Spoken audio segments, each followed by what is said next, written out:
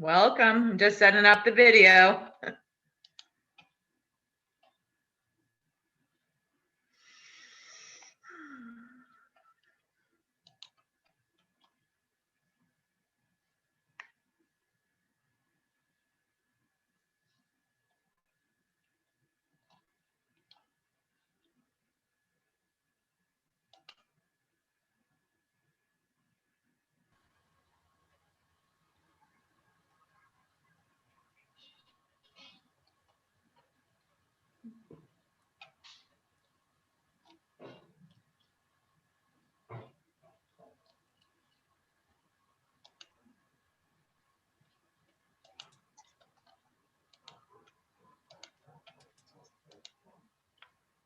Hi, welcome. Hey, is that Jen? Yeah, doing good. Excuse me for a minute while I tell Mark that he needs to be quiet as we're started. Tell him I said so. He was mowing and weed whacking, so I said, no, you got to stop it. You quiet now?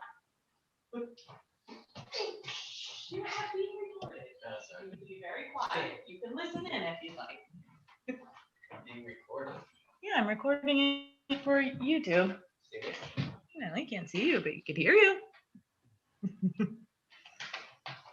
I have two going. I don't know whether this works or not. I do have some newspapers. Oh, cool. Um, Yeah, I mean, oh yeah, I see you go. Yeah. so see if this works, will you? All right. Oh, I gotta move. Yeah. And actually, you remind me, I got to run to the car to get my props. I'll be right back. That's a deal.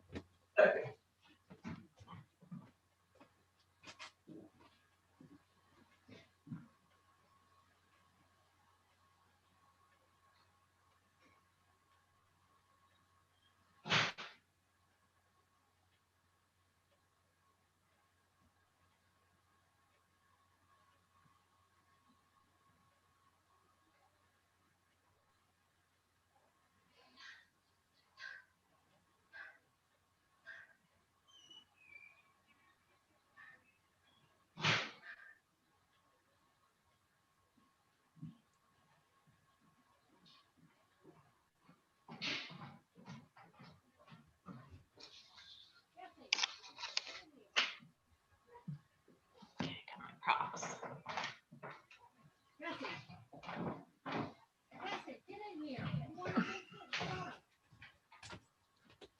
Okay, I'm back.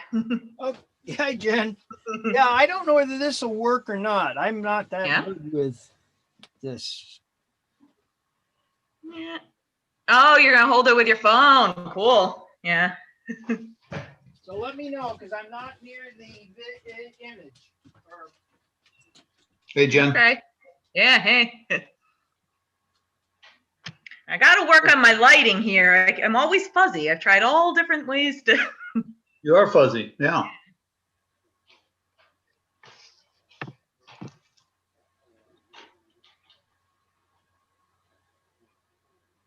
How many did you have signed up? I think we had about 8 or 9, but a few of them were couples, so it might be more than one person. Good. Yeah, and I have a few people that they've sent me written accounts and, and a few other people that I might do one-on-one interviews with down the line. So Great. pretty nice. Hi, Paul. Hey, Dale. No, it kicked me off with my phone. Well, let me test because I have a few props here that Jim Miller gave me. So it kind of works to hold it up to the screen. I mean, this one's a little glary because it's in a packet, but yeah. You need better lighting, Jen. It's hard to see yours. I tried all different places in my house. Maybe if I put more lights on, I don't know. I've got an overhead light going right now, which seems to work for me. Yeah, I'm under the chandelier, so I don't know. Is your camera dirty? That's what I thought, but I've cleaned it a few times. Let's see. I think the last time it made it worse. No, that's. Oh, maybe that was it. All A little right. better. Yeah, All right. that's a little better. Oh, yeah. All right. Just had a dirty camera. All right. There you go. You know, that's Well- pretty good. I can see that. I think that's the same as what I was holding up right there. But that's got my name on it. Oh, and it got you. Oh, How about that? yeah, I can see that. Yeah. Is it look like a mirror image to you? Because it does to me. No, it's fine, Paul. Oh, okay. Yeah, you could read it right. Yeah. Then I have this one. My father's discharge paper. Or Dale, it's a DD what? 214. 214. Mhm. By the way, we had the death of a veteran. She interred, Donna Salisbury. Donna Salisbury, sure. She married one of the Bedards. He doesn't at the agency. I did see that in the paper, but I didn't Yeah. connect it. Yeah. So she's I buried in did the that. Ashley Falls Cemetery, interred on Friday. Pretty sure she worked at the school as an aide at one point.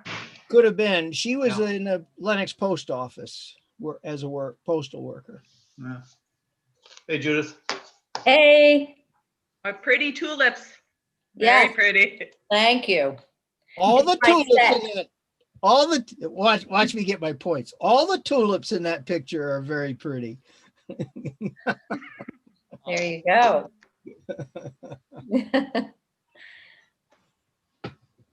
So what is on your hand? Are you having a carpal tunnel thing with, yeah? I wish it was that. I have osteoarthritis.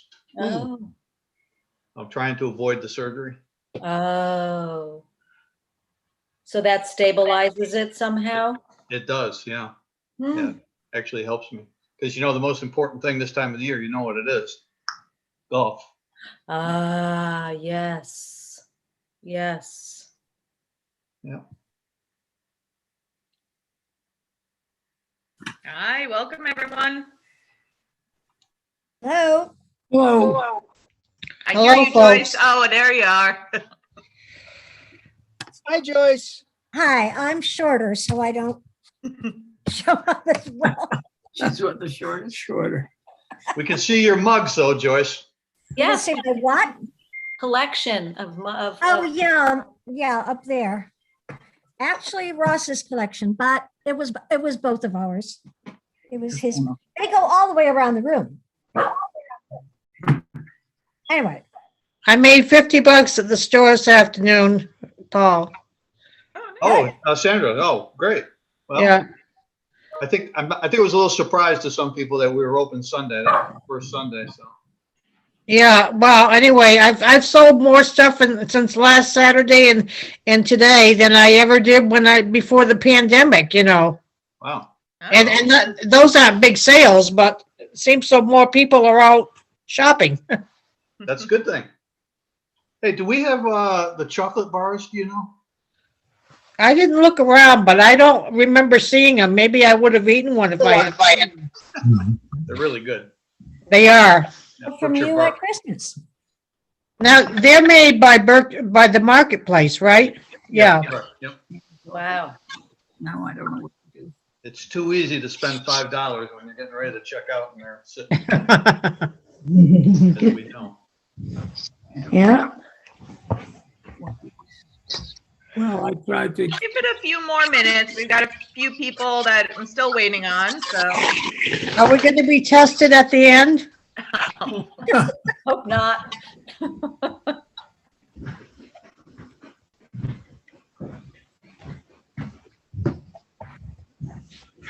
You want to come join? You don't want to be in? Okay. Casey, you're not old enough to remember the war. I'm here to learn. Yeah. Nor is Kathy. You don't look old enough.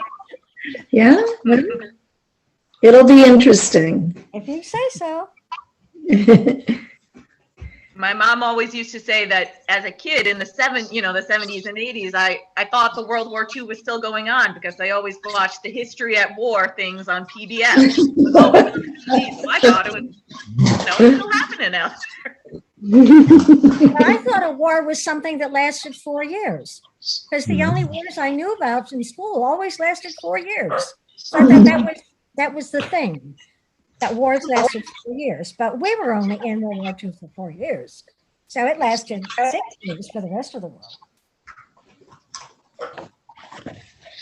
Well, the one we're in now is 20 years, so. Now, well, I know, but this is what I thought as a kid. Right. Well, things have changed since I was a kid. Yes, you had surrender and victory. When I was a kid, my mother didn't work and my father did. Now everybody has to go to work just to survive. That's right. Joyce, we're only seeing the top of your head. I will lean forward, or when I talk, I'll pull That's it. good. Oh, there we go. Perfect. It's a pretty shirt too, so. Yeah, there you go. Joan, it's good to see you. I'm glad you got on. Hello. This Yeah, must one Zoom, and I'm not quite sure how to work it. Yeah, it's working good. I mean, you just talk when well, I'll go over some of the game plan and how we'll do this because just make sure we hear everyone. It looks like most of us are in. I'll continue to admit people as we go. But let me just go over firsthand some of the, just how we're going to actually do this. So in the very beginning, what we're going to do is have basically a few icebreaker questions to get started with. But if you have a very special story that you have to tell, after the icebreaker questions, after we talk for maybe like 10 minutes or so, I'll open it up. And if you have a specific, very unique story, I'll just ask who would like to go, and then we'll each take turns telling that specific story. And then after that, we'll get, back into some more general questions. And at the very end, I'll open up the discussion where we could just talk amongst ourselves and reminisce. And there's something that one person said that, reminded you of, a memory that you had. So at the very end, we'll try to do it as a conversation, but it might end up that I'll have to, call upon people if it, just to make it more orderly to talk.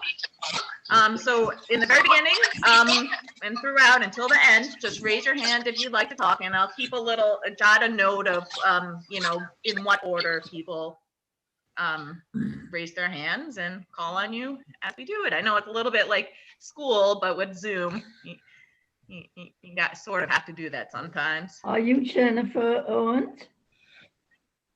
I am. Oh, Yes. well, I'm Yeah. so glad to meet you. I think this is going to be a great program. Has it Yeah. begun yet, or are we just change? You know what? I think I might as well, it's about 5 after. Let's get started. And if more people join in, I'll let them in. So this is a very special oral history program that we're doing. So not only can people watch it on our website today, but the plan is to preserve it in the Mark Dewey Research Center. So, 50 or 100 years from now, maybe a kid doing a project on World War II could be able to come to the resource and see these recordings. Another thing about this program that it's a little prescient because we're living through a time today that is sort of, unprecedented, except for some of these experiences back in World War II. When I've heard some of just in the initial stories, it reminds me of what time is like today. Just life sort of being uprooted and changed, and especially seeing like the kids going to school and things like that. It's very similar. Things are totally different, and for some of them, that's all they know. All right, so our questioner today is going to be Judith Monachina.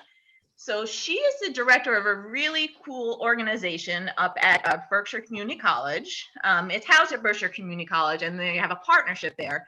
But it's really a project of the Housatonic Heritage, which is a wonderful organization that encompasses both Western Massachusetts, but also down into Connecticut. So this whole region. And they've been really, really helpful in doing things such as creating like the African American Heritage Trail or this Oral History Center. So I have been to many, many, different workshops from the Oral History Center. They show you everything from just the technical aspects of how to do oral histories, but also pointers on how to be an interviewer and, or how to archive those those recordings. So they're really wonderful resource that we are so lucky to have in our region. So Judith, you'll see right there with the beautiful tulips behind her. All right. So Hi. before I get started, let me just go over some of our, upcoming events that we have going on.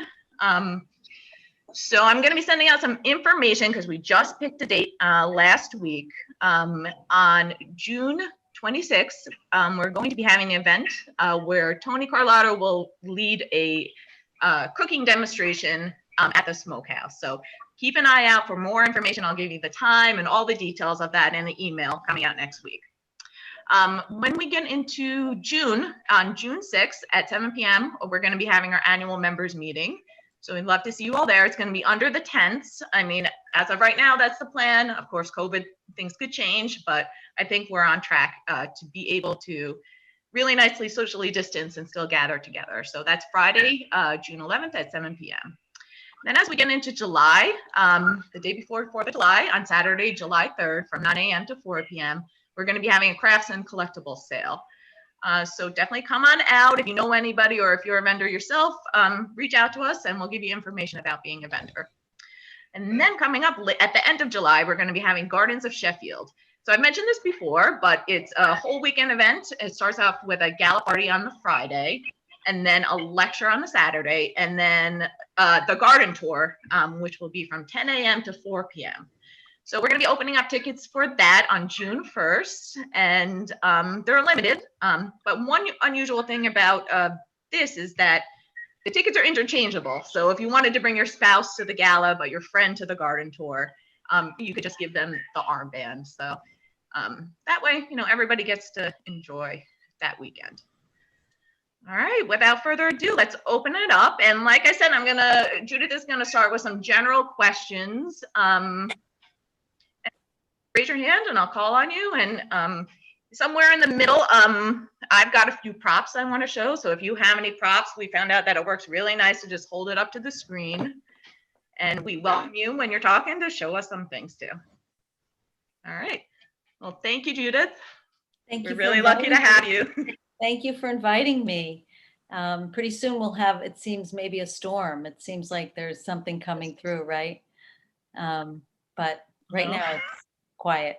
So the first question, so Jen prepared some questions and I am going to ask them and maybe follow up with some additional questions. But the first broad question is, can you tell us your earliest memory of the war?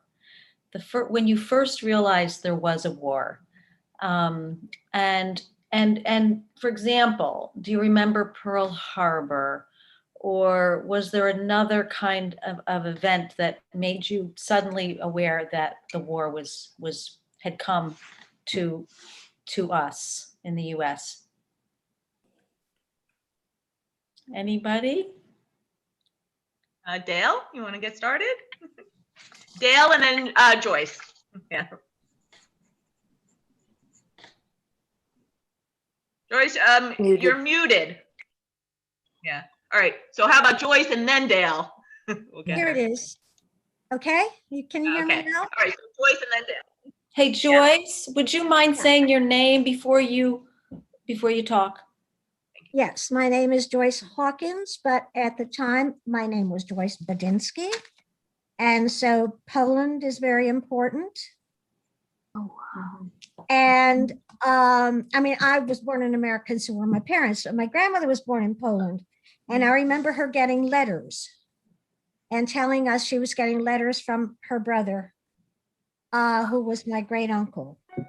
And I remember her telling me things that were happening. I think she told me that my uncle's wife was killed by the Germans. But years and years later, when I met my cousin, she, who was about 5 years older than I, the daughter, she just said that her mother died. So maybe she wasn't told, maybe she didn't want to remember it. But I remember my grandmother telling me that she was definitely killed. So you were connected to the European story more, you were more personally connected to what was happening in Poland. Yes, Maybe more aware than others might have been. yes. Mhm. So, because she got these letters from her brother all the time. Her brother eventually, well, he was in the Polish army. He was an officer, but he eventually, I think somebody said he was fighting against Rommel in North Africa, but he eventually got out. Oh, and then his daughters were in an orphanage because their mother had died. He was in the war. And my cousin, one of the daughters, told me years and years later, they had been shipped all over the world by these nuns in this orphanage. And they ended up in Africa for a while as children, and they were going to school in Africa. And she told me they lost her youngest sister for about a year, that she disappeared. And she was maybe 2. And I said, well, how did you get her back? And she said, I don't know. Somebody put her on a train that we were on. So they somehow got their sister back. But this is a child, again, 5 years older than I, remembering this stuff. Anyway, they all ended up in England. And when I knew them, they were all living in England. They were British citizens. So Because I didn't know them till I was grown up. Right. And so your memory of it, your actual memory is of your mother receiving the letters. My grandmother. Your grandmother receiving the letters. Okay. Yes, telling me that stuff. Okay. And I also have a memory of my uncle who was in the army. Hold it up a little. There we go. So I remember him coming home on furlough in his uniform. So I remember that, but not much more about that. Uh-huh. Yeah. So you have a memory of your uncle. Okay. Does And anyone then, else I mean, I don't want to monopolize it, but I have also one other major memory. Do you want me to wait till later? No, go ahead. Okay, well, I must have been 4. And my grandmother was sitting by the radio. And she was crying because somebody very, very important had died. And it had to be Roosevelt. And it was the funeral being narrated. And I think even at that age, maybe I was 5, it was Arthur Godfrey. I knew who Arthur Godfrey was at that age because she listened to him on the radio every day. And it was Arthur Godfrey describing the funeral on the radio. And I guess it must have really struck me because I do remember that very Yes. well. And I saw some heads nod when you said Arthur Godfrey. Someone else remembers Arthur Godfrey? He was just a radio guy. He had a daily program, I guess. He was eventually on television later on when there was television. But I guess I may be one of the older people here. So. I do remember Arthur Godfrey, especially when he fired Julius LaRosa, which was all over the headlines. Oh, well, Right. that was way later on television. Yeah. That was much, much later. Does I know. anyone remember the radio in particular and the role it played in learning about what was happening during the It was war? everything. Mine was newspapers. Yours was newspapers. Okay. But I do remember the radio distinctly. Later on in the show and tell, I have some newspapers that my mother saved for me. Great. And I'll show those as well as a couple of other artifacts, so to speak, from my, but if Joyce is finished, Joyce. And for now, Can I just interject one thing? I forgot to say this. So if you could say, because I know some of us weren't from Sheffield, so if you could say where you were living when you were a child, yeah, that we're not gonna helps. say that. Yeah, I know. I was in Rochester, New York. Yeah. And I can save that for later. And it was an industrial town. So let me say for later what living in a city meant. Cool. Rather, okay, so I don't want to monopolize the time now, but I'd Mhm. like to come back and talk about that. I'm Hey, Dale? I'm originally from Shelburne Falls, Massachusetts, which is up on the Mohawk Trail, not the Bridge of Flowers town. What I remember, the first thing I really can remember is the blackout curtains and how, and asking what's going on. I don't know, maybe mom decided. I remember blackouts. Sure. So my mother explained it so that we won't be spotted by bombers and whatever coming over. And also there was a warden that went around town just to making sure that the lights did not show. I remember that. So I remember that very distinctly, scared stiff, because, it's not unlike during the atom bomb scare back in the school days that, you ducked and cover under the desk.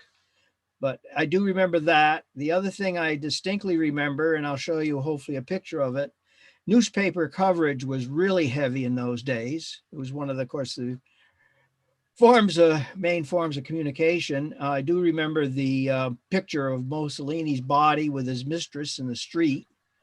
And that was my first experience with a dead body. And I just was telling my brother about it this morning, afraid to touch that picture as a young child. I saw it at the movies. Excuse me. I saw that picture at the movies. My mother would take me to the movies and there were newsreels. So I saw that on the big screen. Mhm. And it was frightening. So the And newsreels were another way that you got information, right? At the movies. Because there was no television. So you saw the newsreels when you went to the movies. Does anyone remember the newsreels? Joan or Dale or? Certainly. Yeah, Richard? Let me go back to your thing Identify yourself. about the radio. I'm Dick Kimball. I live on Silver Street. The radio, we didn't have a radio at home until the war began. I grew up in Andover, Mass, eastern part of the state, 20 miles north of Boston. We didn't have a radio, and my father thought it would be a good idea when the war was imminent that we get one. And so for essentially print media, sure, newspapers, yes, later newsreels, old enough to go to the movies, but radio was the principal information medium. And I have a particular vivid memory of, and some of you may not remember anything about this, but I had the measles and I was home in bed, and as a solace, I was allowed to listen to the radio. And it was a time that the Germans, there was a German destroyer, no, it was bigger than a destroyer, a vessel of some kind that was trapped in Montevideo Harbor in Uruguay. And this was it was a battleship. Take it back. It was the battleship, and it was an important part of the German Navy. And what in the world it was doing in South America, I have no real idea. But it got trapped in the harbor by the British, I'm sure, and scuttled and sunk by the German crew. But that was a very, that was played out on the radio. The course of that thing was played out on the radio, and I was trapped upstairs with the measles, and I listened to it very, very carefully. Interesting. Yeah, I see. Does Dale have, Dale, did you have something to say? I believe it was the Bismarck that was sunk. Okay. Bismarck was sunk later. That was later. That was up north. Graf Spee was probably 19, it was probably, I think it was before the US was in the war. I meant to look it up before I spoke today, but I think it was 38 or so. Does anyone remember how it affected family life? The war affected family life. Did it affect family in terms of who was, did anyone have family members who were actually abroad, overseas in the war? Or did anyone have a situation where a mother went to work who hadn't gone to work before? Anything like that? Does anyone remember particular, how the war may have affected family life? Grace Um, and then Dale. Mhm. okay, I'm Grace French Campbell. I live in Sheffield, in the same house my parents lived in when I was born. Um, my mother's brother, Uncle Bill, joined the Merchant Marines 6 months before World War II started.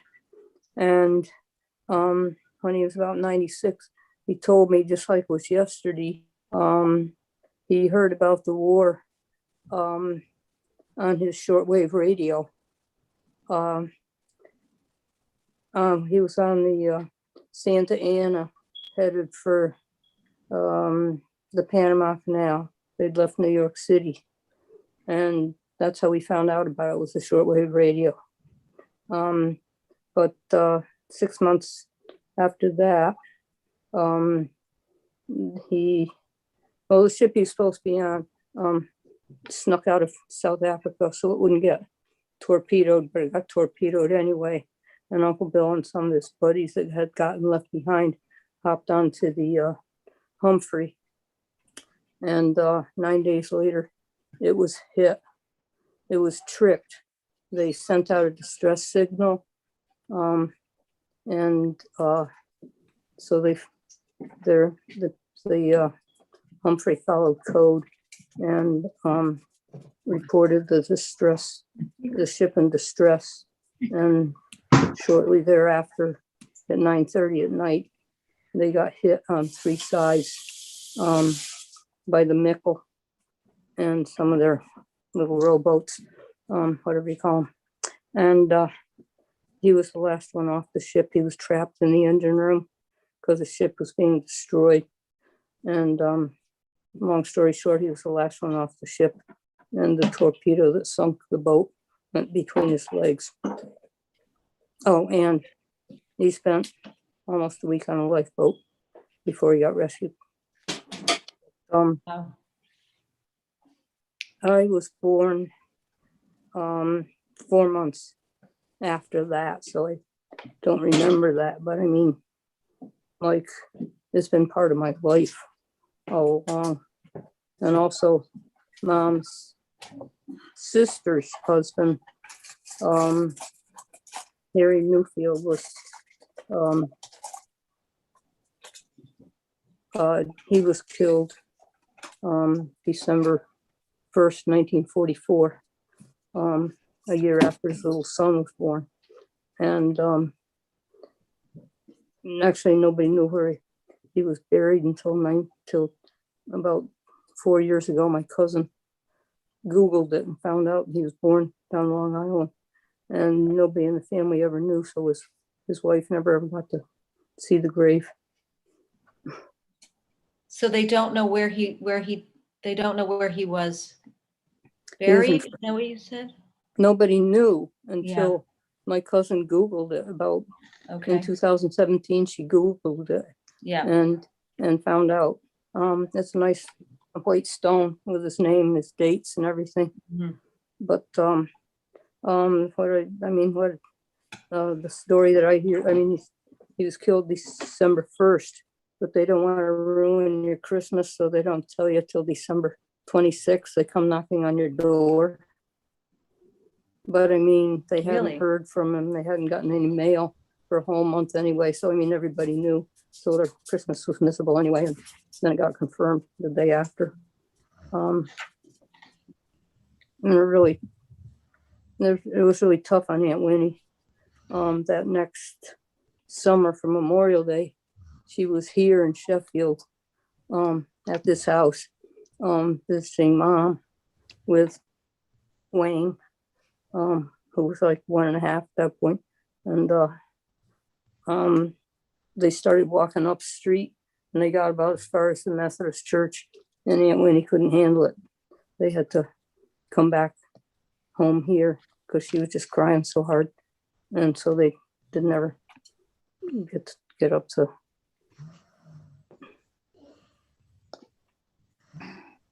Yeah, so that was a story that was with you during your childhood. Yeah, Yeah, I was born November 1942. 42. Uh-huh. Yeah. Anyone else have a memory of family, a memory of family life? Yes. Joan? Yes, I was living in New York with my family at that time. And my sister, well, my oldest sister was in London at the Royal Academy, Veterinary College. She became a vet, and she was doing her last year. And when the war broke out, including the United States, my father insisted that she come here, and she was on the last crossing of the Queen Mary. That after that it was canceled as it was used as a military ship, and that was the last civilian crossing, and she was on that ship. And I remember feeling my older sister, which normally I was the younger one, and I could show her around New York and United States because I was kind of an old hand. And we corresponded with members of the family and the people in the service through the V-mail letters that were issued by the government of one very thin sheet of bluish stiff paper that was issued to save paper.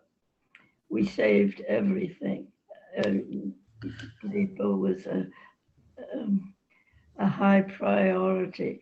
We used envelopes over and over to redirect letters. You simply crossed the address out and wrote somebody new on, just to save the envelope and use it 2 or 3 times.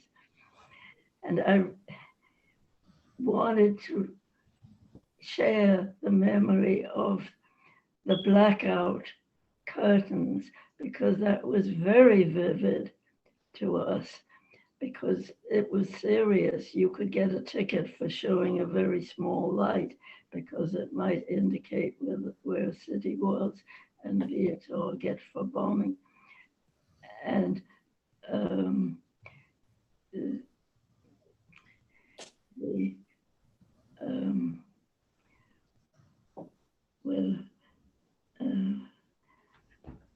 there's so many crowded memories of. Yeah. I have a particular question about the blackout experience. Were you ever outside during the time when the blackout curtains were in the evening, for example? No. Yes, you had to put the blackout curtains up whenever you had electric lights. So in the wintertime, it came, much earlier. And you just made your way the way you didn't go out much after it was dark. But the most extraordinary time was when the blackout hit Times Square and they doused the lights there, which was absolutely amazing. that, you know, always had been a blaze of lights, and all of a sudden, Times Square was dark. Yeah. Very interesting. Um, How old would you have been at I that was a time? teenager when, Teenager. but you know, we took everything in stride. The um, you know, the cards for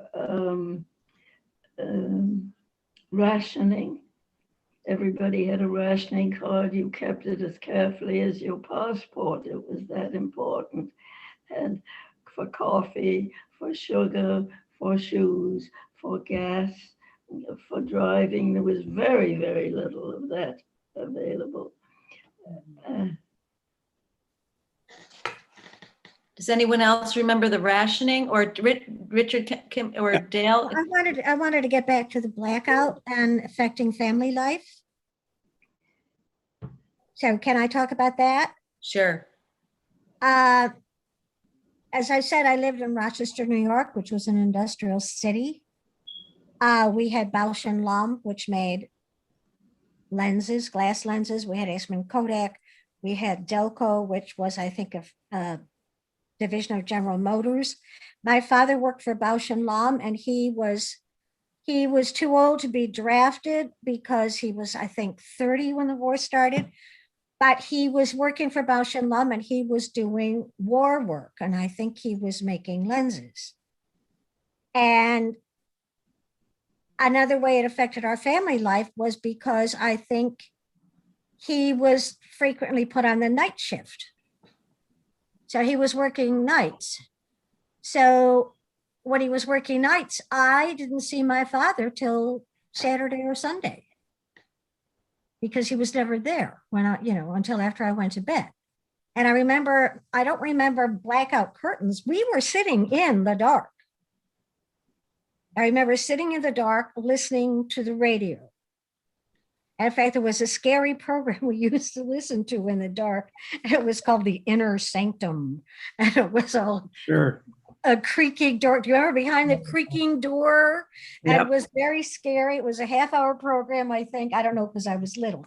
But we sat in the dark and listened to the radio. And as I said, my father usually was not there. And Dick, Richard Kimball, Yeah. did you have something too? Yeah, there was that. This was. I don't remember that we. I guess we regularly had blackout curtains at night in the house to shield the lights, but I don't really remember that. What I do remember was that the tops of the automobile headlights were painted over black, so that where you had a round headlight right across the middle, the whole upper half was painted out black. So the light showed only from below the middle and out. That was everybody, everywhere, all through the war, for the same reason, to make it difficult for German aviation some of it had to do with also some concern, at least if you live near the coast, also submarines could zero in on you if the lights were shining. But most out here, it would have been entirely a fear of airplanes which never appeared. But the headlights I remember distinctly. So interesting. I think someone mentioned, I think it was Joan, paper. Did anyone remember anything about paper, like saving paper, saving paper? That seems to have been something that people did.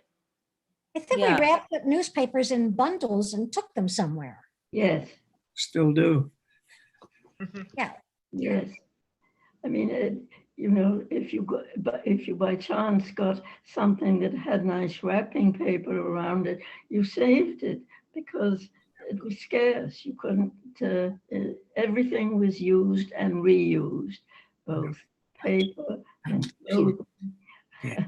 I remember my mother taking down curtains, heavy drapery curtains, normal heavy curtain fabric, cutting out the savable parts and using it to cover chairs, where you could use a small part on a seat or a back of an upholstered chair, and you simply made use of everything that was usable. And I remember too very clearly what you just described as blackening out half of the headlights on the car. I'd forgotten that, but when you mentioned it, I remembered it clearly, that all the cars had these struck out bulbs.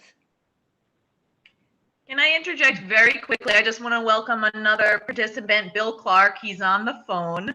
So Bill, feel free to just speak up if you want to interject, or because we can't see you to raise your hand. But before we move on, very quickly, I just want to show you something from the Mark Dewey Research Center.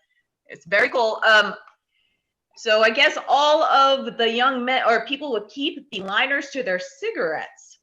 And I went to go pick it up. I thought it was a piece of tin foil. It was very heavy. It was actually lead lining. So even something as little as the little bit of metal inside the cigarette container was collected for the war effort. So pretty cool. And, you know, we have some of these things in the research center. So if you ever wanted to come in and see them, you're definitely welcome. Paul? I have a memory that my father shared with me. He showed me a picture when he was a teenager, and he was an usher at a movie theater in Pittsfield, Mass. And he had a sign, you know, save metal for the war effort. And you could get into the movie theater by bringing in something metal. And he was the usher standing there, a picture of him with piles of all these various metal, old rakes, parts of beds, and they were collecting it. Everybody was doing that part. So it really sends it home, Jen, when you talk about saving the cigarette liners. Does anyone remember a victory garden? Sure. Yes. Yes. Dale or? Yeah. My father kept one. Well, my folks did too. They had a piece of property, and there was the victory garden, so to speak, and well maintained, and that was sustenance, which brought into the whole thing in the family of canning. So there was the canning of items. The GIs were given and take it the way I mean it, they were given the good stuff to sustain them, because they burned probably 5,200 calories a day in their job. So that had to be maintained. I can also remember the lack of beef. And I did say to my mother at one time as a little child, Mom reminded me before she passed, no more chickie dinners, Mommy.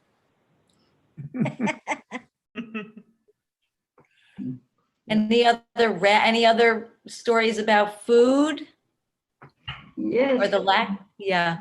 The empty cans from food cans, you had to flatten them and recycle and bring them to a center. So there were centers all over the place, but the cans had to be flattened.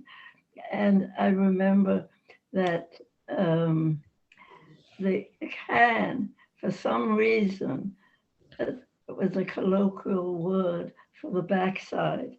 Your can is also. That's correct. So there was a little phrase, flatten your can. Oh, It was yeah. very popular at the time. Yeah. I remember ration books. Yep. If I was 5 or 6 years old, I was sent to the corner store sometime, and I had to take the ration book. I was only sent for maybe a loaf of bread or something like that, because I was obviously small, and there was a corner store. You only had to go around the corner, and you didn't have to cross the street. So my mother would watch me cross our street, and then I could go to Joe's grocery store and get a loaf of bread, but I had my ration book, my mother's ration book, and then I would come back with a loaf of bread from Joe's grocery store. Can I interject again? Because I think actually Bill has a really good story. You know, it's kind of interesting. We found a bunch of processed food ration tickets left over, I think, from the Sheffield government. But I think Bill was telling me that, you know what, especially in Sheffield, there was such a farming community that people just, you know, came to help each other with food. So Bill, would you like to tell that story? I don't know. I think I don't know what one you're talking about. Oh, maybe it was a different story I heard. But is there anything you wanted to share? Or? Well, I wanted to say that gas rationing was, very important in that time. And my grandmother had a birthday down in Ashley Falls, and my father came in and told my mother, we can't go down Sunday because we don't have enough rationing cards to get the gas to go down to Ashley Falls and back. So my mother called my Aunt Ruth, and her brother stopped in the next day and gave my father 3 rationing cards because he had more than he was using. And so Sunday we all went down to my grandmother's birthday with one of the cards that my uncle had brought up. Wow, that's a nice story too. Now, Jen, I'm looking at time, and I'm wondering if you want to move to the next phase. You had something in mind between this period and the next, yeah. Yeah, because I know some of you have really special stories. So maybe I see Joe's hand up. So this is the time that you could tell something like very unique to your family, or just, a special story that you want to talk about. So Joe, I saw your hand up. Would you like to get started? Okay. I live in Lancaster, Pennsylvania now, but I grew up in Ashley Falls in the William Ashley house. My family bought a fairly large farm in 1889 from descendants of Ashleys. And it was a dairy farm and included Herbert's Hill, which is now part of the trustees' property of Bethalma's Cobble. I still have some of the land, but I remember in my early years, my memory is not great, but I do remember my mother packing my sister and I in the car and going and alerting my father at Herbert's Hill that the war was over. But in terms of food, on the farm we had hogs, we had chickens, we had dairy, and a large garden. And I don't know in those years whether my parents bought any food. They were self-sufficient. My mother did a lot of canning and the like. And we had everything we needed, I believe. We had chickens to eat, we had eggs, we had dairy, cattle that would be, if a cow no longer produced, or if there was a heifer born with a twin bull, that heifer would be sterile and she would become beef. And those are the remembrance I have of the early days. I've lived all my adult life in Pennsylvania after attending Penn State, but until that I was, and I still have a little piece of the farm, a couple dozen acres. It's very Nice.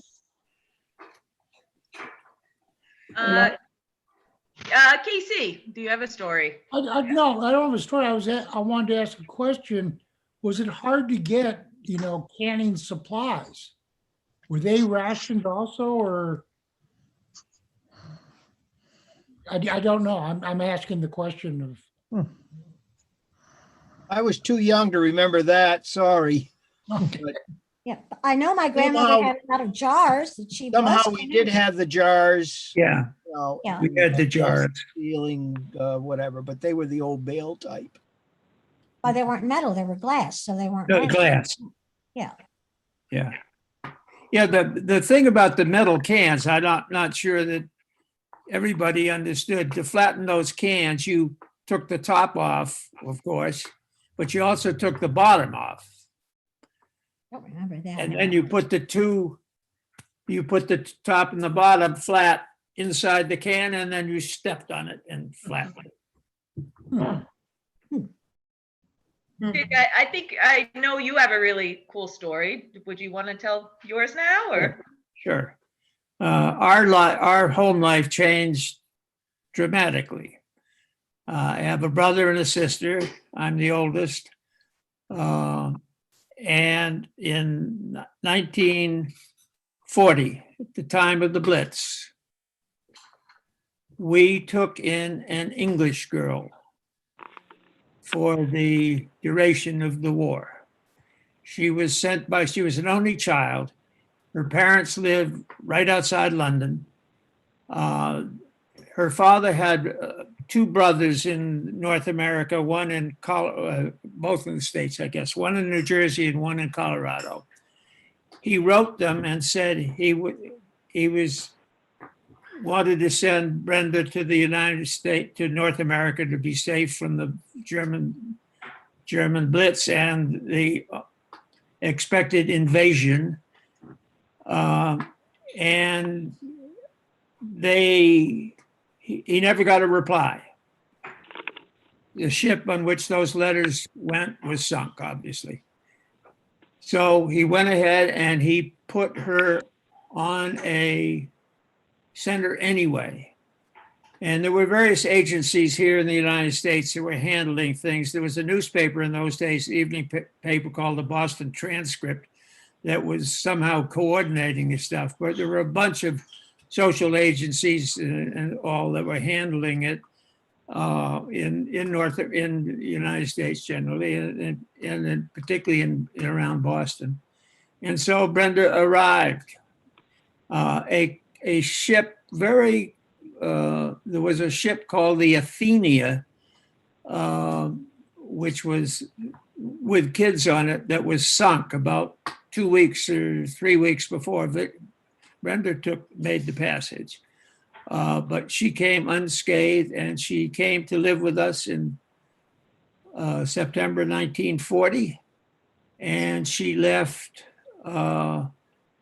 at the end of the war in late spring of 1945. She, having been an only child to come into a family of 3 kids, was much to her liking.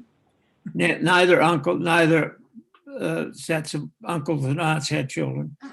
And she became a minor celebrity in Andover and stayed on, as I say, stayed through the war and went back to England. Later came back and spent a year with mother and father, and then went back to England and got married, had 2 children. And on the 20th of March, she celebrated her 90th birthday, which we attended on the Zoom call. Wow. How old was she when she arrived? What? How old was she? At the 9. beginning? Yeah, I left that out. I'm sorry. She was How 9 old? when she arrived. 9 to 14. She stayed with us. Okay. And do you remember her communicating with her family at all via letter or? Yes, and yes, on 2 ways. First of all, mother and father wrote her parents, and that's how they learned that. Well, I don't know how they learned it, but they learned that her parents had offered to send her to relatives in the United States. And so they said, look, the relatives will invite the relatives to come and see you and meet you. And if they want you to go with them, their family, you should go with them. So each of the 2 families came to Andover and talked to her and met her and everything. I don't think they'd ever seen her before. And asked her whether she wanted to come live with them. And she must have said, no, I got brothers and sisters here. I won't if I come with you. So she chose to stay. And she got on a shortwave. There was a ham operator somewhere in Andover who somewhere during the war connected her with her father and mother in London. And so she went over to his house and they communicated on that one instance.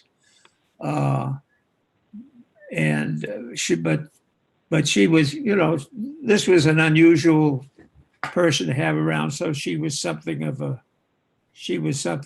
minor celebrity in a small New England town. Yeah. Does anyone remember bunkers, knowing about bunkers? I guess you wouldn't have learned until after the war about those, right? I mean, maybe you had them in Andover. I don't know. No, What do you mean by a bunker? Not close enough to this coast. I know. not close Long- enough to the Yeah. coast.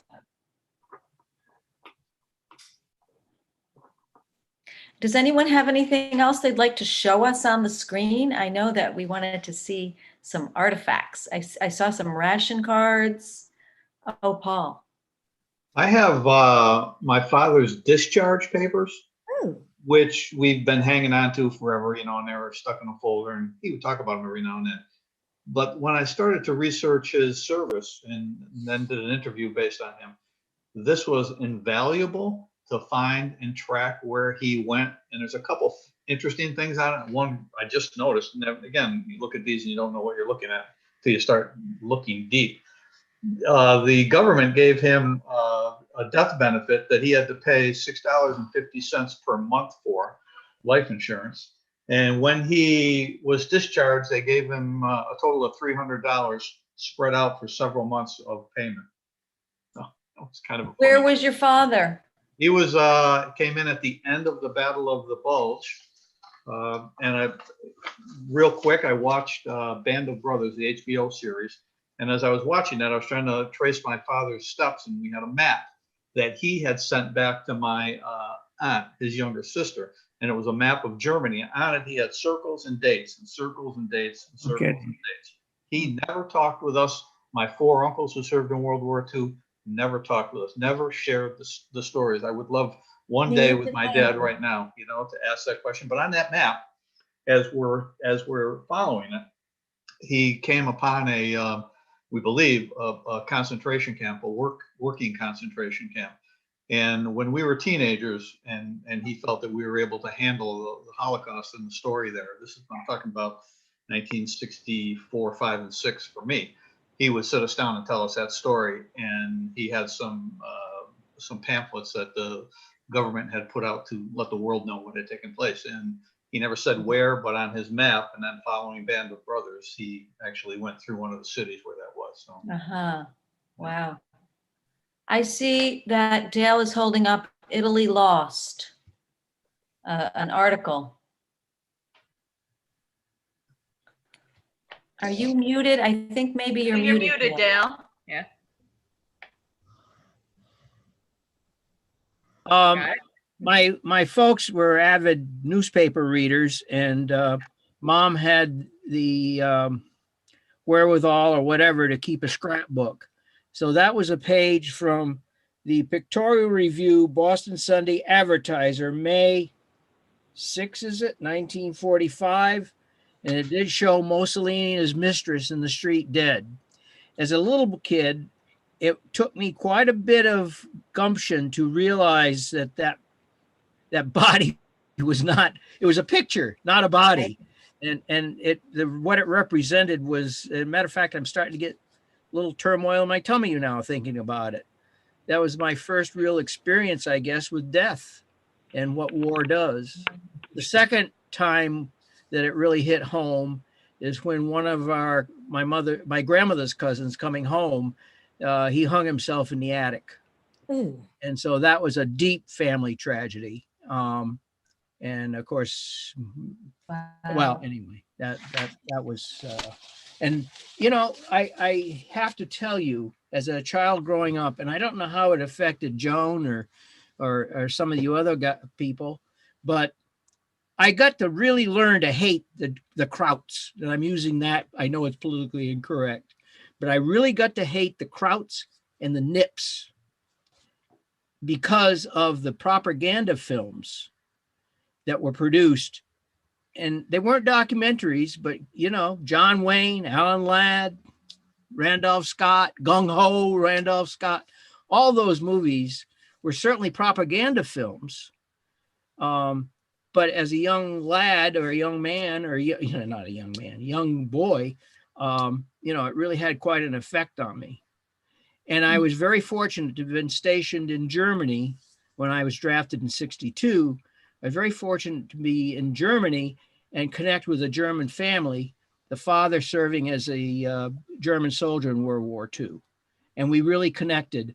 And so I have other stories about that relationship, but I could take up probably all your time. But it was a profound change, and I'm so glad. And the other thing I'm sorry about, I didn't go to Japan, because there would probably been a healing then also.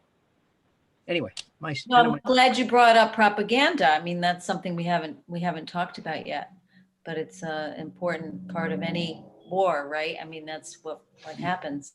You bet. Yeah. Can I talk about how we were affected in school? Yes, please.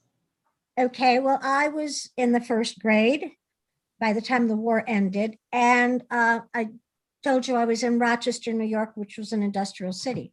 We had air raid drills in school. A siren would go off in the school. And this is a Catholic school. And sometimes the nuns would march us out into the hall, which made sense. So we would be in this dark corridor, and then we'd stay there for a while, and then they'd do the all clear. But the other different kind of air raid drill that I always thought was strange was sometimes instead of going out in the hall, we would have to get up and crawl under our desks and stay under our desks. And even at the age of 6, I thought, how is my desk going to save me from a bomb? But that's what we did. We got up, we crawled under our desks, and there were regular, desks. And we stayed there for a while, and then the all clear would signal, and we'd get up and go on with class as though nothing happened. Does anyone else remember the air raids? Interestingly enough, I Drills? don't. Well, this wasn't an actual air raid, it was just a drill. Yeah. Right. Yeah. Joan, do you remember anything like that in school or? Well, I remember, we had a lot of family in London and in Glasgow, and the air raids were constant. In 40, everybody went into, they had a shelter in their house. Part of the cellar was designated as a shelter. Everybody went down to the shelter. And then, but my father actually was a born German person, and he went to England when he was a teenager, but there were some family in Germany that we were in a way involved in trying to help individuals in both the English and the German scene, especially the German scene after the war, when the country was absolutely devastated, and there were one or two people that had no way of getting adequate food, and we would from time to time send a carton of cigarettes to, which was the equivalent of money for getting food, and that we sent food packages to Germany and also to England, and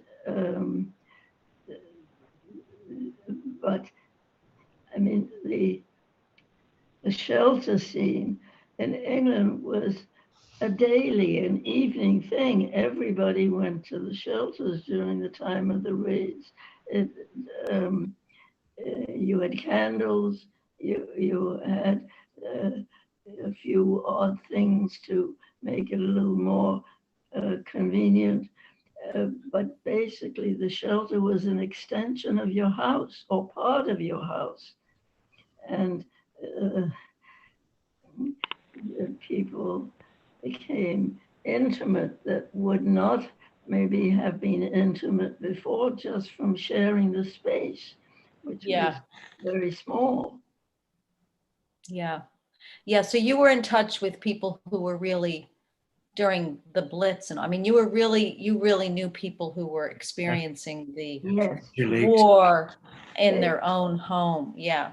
Yeah. Basically, we were very fortunate here that we, I mean, you know, we had some inconveniences, some difficulties, but basically we didn't suffer in our standard of life very much. Just the driving, you had to give it up, more or less. But I mean, the actual living amongst crumbling buildings, we didn't experience any of that. Yeah. Yeah. I think we were really very, very fortunate. And that's why from the very beginning of the war, for my mother, who was British, very British in her sentiments, and also she only came to the United States because her husband, my father, was very, very keen on doing so, and gave her the choice of coming to the United States or to New Zealand. And chose the United States, so we all got educated here. But I'm not telling you this. Paul, I think you were raising your hand. I just wanted to follow up with Richard. Richard, the name of that ship was the Admiral Graf Spee. It was deployed to South America. Yes, it was the Graf with the shipping lines. 1939. 39. I was right. It was before the war. Great memory. Thank you. Well, I think we're kind of wrapping up, aren't we, Jen? Yeah, we I could mean, go on and on. Yeah, it doesn't mean we can't do it again at some point, or we can't find another way to get these stories documented. Can I say one more story? Oh yeah, of course, Bill. Yeah. When the war was over, 3 of my cousins came up to visit my mother and father and the family.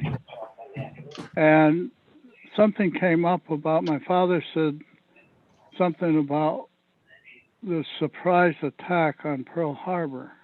And all 3 of them instantly said, that was no surprise. They knew it was coming and they didn't do anything about it. And after they left, my father kept talking to my mother about it, and he didn't know how the President of the United States could live with himself, knowing that, you know, a lot of people were killed because they kept that a surprise attack. I think that's a rumor. I don't think that's necessarily fact. Pardon? I don't know if that's actual fact. Oh, yes, it is. Because when I was in the service, we went through all that. And the reason that they didn't acknowledge the fact that the Japanese were coming to attack Pearl Harbor, because then they would have known that we had broke their code. So That's there's correct. a lot to it. But that's very true. They knew it was coming and didn't do anything. So.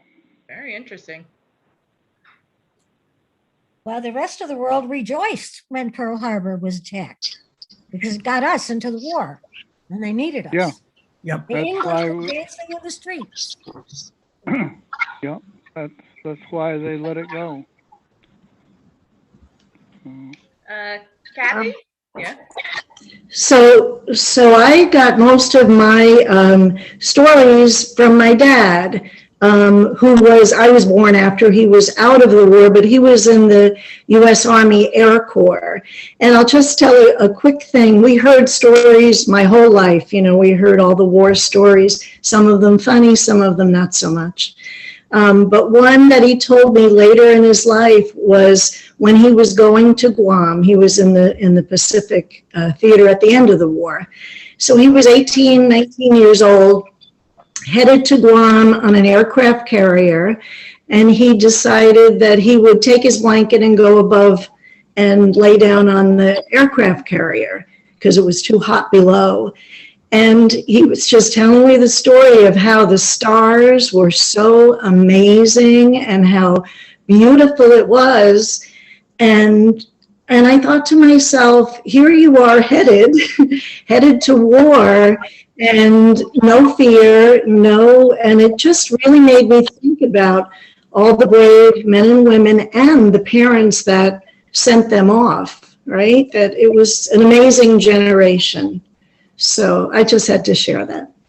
Good. Well, thank That's you, amazing. everyone. This was a real success, and I'm thinking maybe in the future we do things like, especially Vietnam would be a great one to do because you know, a lot of teenagers at that time, so people are a little more aware of what was going on. So we'll definitely do more things like this coming up in the future. Good. And thank you, Judith. Thank you so much. Yeah, I learned a lot, and it was really interesting to hear your stories. Thank you. Thank you. Thank you very Thank much. you. Everyone. So this will be up on our website. So if you have anybody who wants to watch it, it'll be up for at least a few months. So they could just go on our website at any time, and it's That's right great. there. Okay, thanks, Jen. Thank Thanks, you. Jen. Thanks, Judith. Have a good rest of your weekend. You. All right, I'll end the meeting now. Bye-bye. Bye now. Bye now.